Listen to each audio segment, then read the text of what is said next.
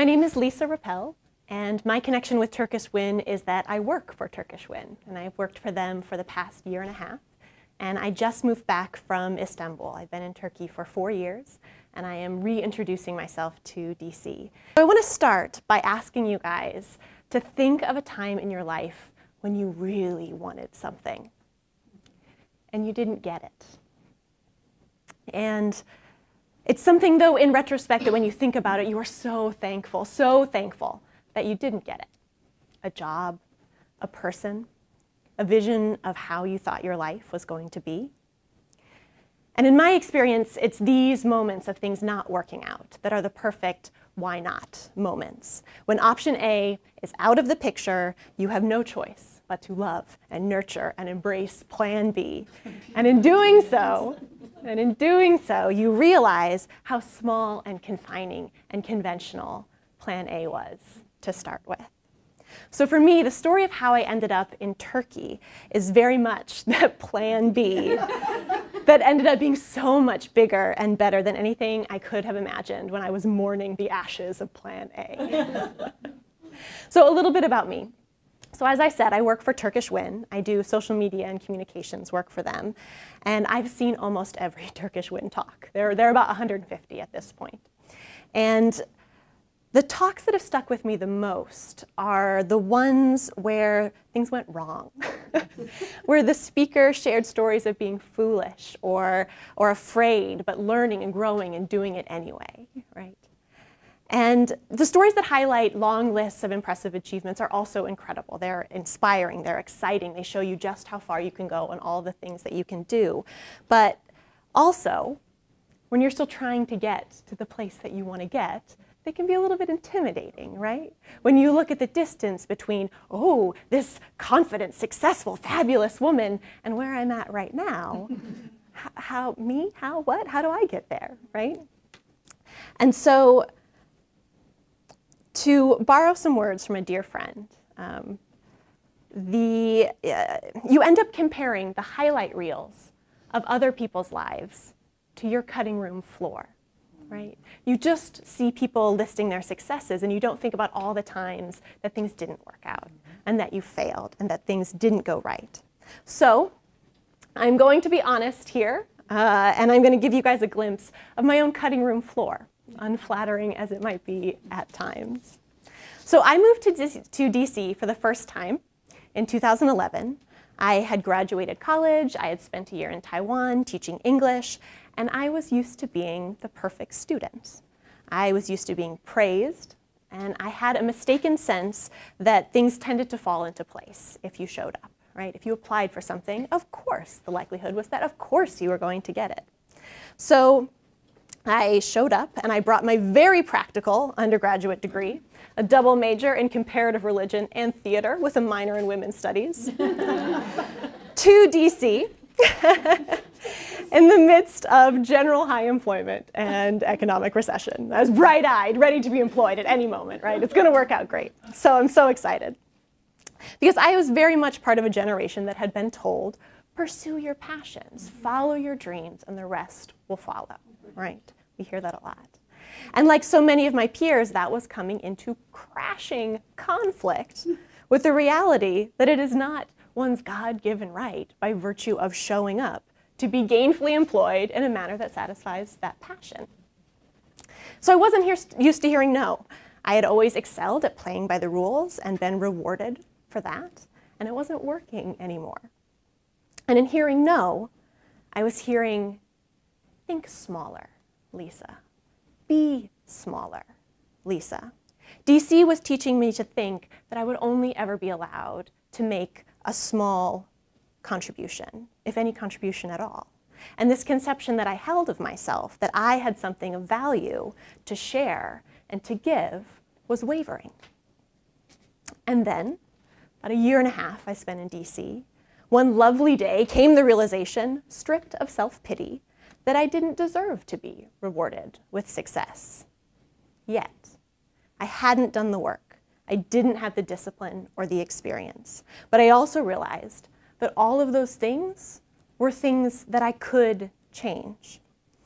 In DC, there was a right way to do things and a wrong way to do things. It felt like I was standing at a gate, knocking at a door, waiting for someone to let me in, waiting for someone to give me a chance. And then I thought, why am I standing here like this is the only gate? And I looked around and I thought, why not? Truly, what do I have to lose? I knew I wanted to do international work, and I knew that I did not have the credibility to be doing the type of work that I wanted to be doing. So I thought, and I strategized, and I talked to people, and then I bought a one-way plane ticket to Istanbul. I had been an exchange student in Ankara. I wasn't completely out of the blue, but it was definitely a large leap. And I started contacting people at different publications and organizations to see what I might be able to do when I arrived. And I planned and I plotted and I waitressed and I nannied and I interned on the Hill and I walked around with shoes that had holes in them and I saved every dollar that I could for this looming date of departure. And in the midst of all this planning and plotting in DC, I ran into someone who said, you should think about getting a graduate degree while you're in Turkey. And that was when the first beautiful piece of the puzzle fell into place. And almost by virtue of committing myself already, I was doing this. It was going to happen, whatever happened.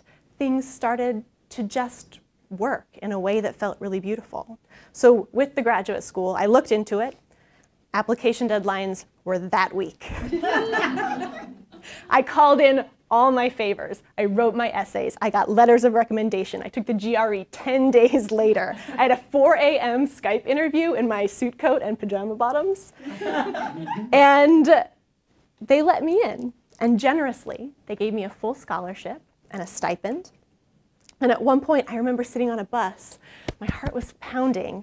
And I was thinking about this crazy leap. Like, what am I doing? I don't actually know anything about this school or this program. Is this crazy? Is this the stupidest thing? And then I thought, why not? Seriously, why not? If this is a terrible idea, what have I lost? Nothing. What have I gained already? I've gained a visa, health insurance, and income. Like, let's just try. Let's just see how this works out. And that spirit of why not launched an incredible 4 years in Turkey. And my graduate program at Sabancı was wonderful, by the way. I don't mean to imply anything else. It was a great program.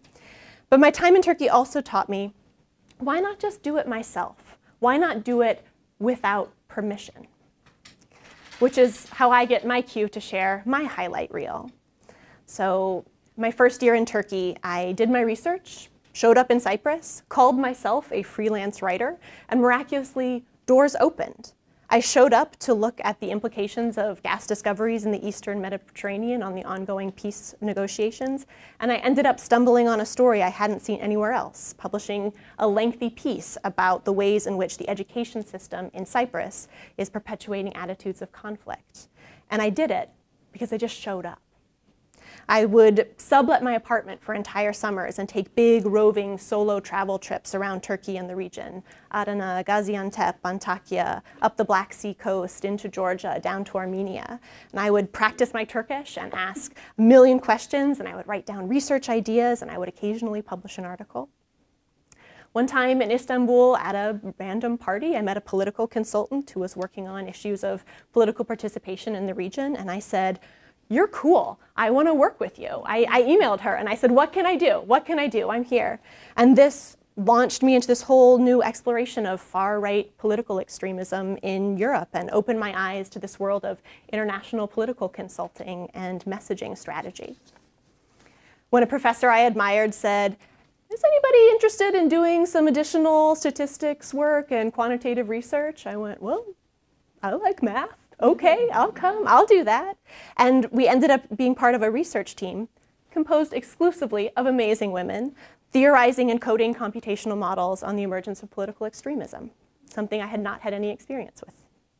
When my reams of data scoured from Turkish parliamentary archives weren't telling a compelling enough story for my thesis, I hopped on a plane to Ankara and I called parliamentarians' offices until some of them would sit down and talk with me.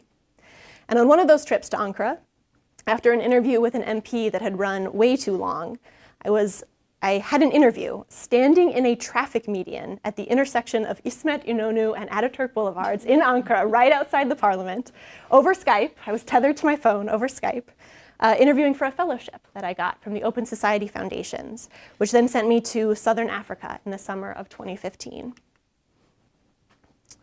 And it took me geographically and thematically to a place that I had never been before, looking at something entirely new. I was looking at governance and peace building in Mozambique. And in once again diving into something entirely new, so much of what I did know, or thought I knew, came into new focus. Connections and parallels and ideas and humbling moments of coming right up to the edge of your worldview and suddenly seeing just beyond. That in turn led to another project with a policy center in South Africa, looking at transparency initiatives in the extractive industries and large-scale land-based agricultural investments. And I designed this project and got so excited about it and applied for funding and thought about visas and how can I make this happen and what's going to work. And I went back to Istanbul to try and build the connections, the network I needed to bring this project forward. And that's when I ran into my own personal limits of why not?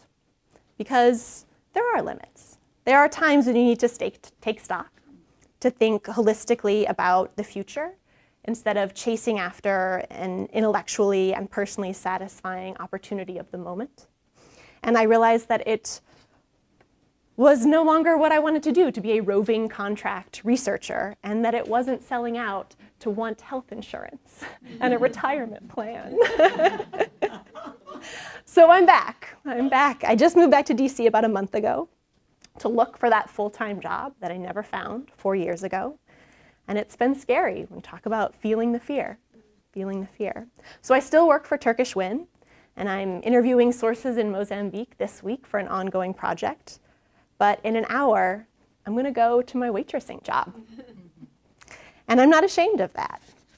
I'm not ashamed of doing whatever it takes to live the life that came out of not listening to the advice, think smaller, be smaller, and that this is the same part of that life, that there are moments that are unexpected. So whether you are in a place to be giving advice or receiving it, I still think that pursue your passions, do what you love, and the rest will follow is excellent advice. But I suggest that we all add a caveat to that, right? That it won't always be easy, and the path won't always be clear. To be hungry, but to be humble. And that the world doesn't owe you success. And if you are standing at the gate, waiting to be let in, and you feel like no one is hearing you knock, find another gate. Create your own opportunities. So whatever you can do, or dream you can, begin it. Boldness has genius, magic, and power in it. You don't need anyone's permission to research and write about something you're passionate about, to build a prototype in your basement, to design the business plan of that social enterprise you always wanted to launch, to reach out to someone working in a space you want to explore and say, I'm here. Here's how I can help you. Here's what I can do for you. Here's what I bring to the table. Because I believe that what sets the truly successful apart isn't just their highlight reels of accomplishments. It's a capacity to hit a wall, to hit multiple walls, to hear no, to experience failure, and to keep going. Thank you.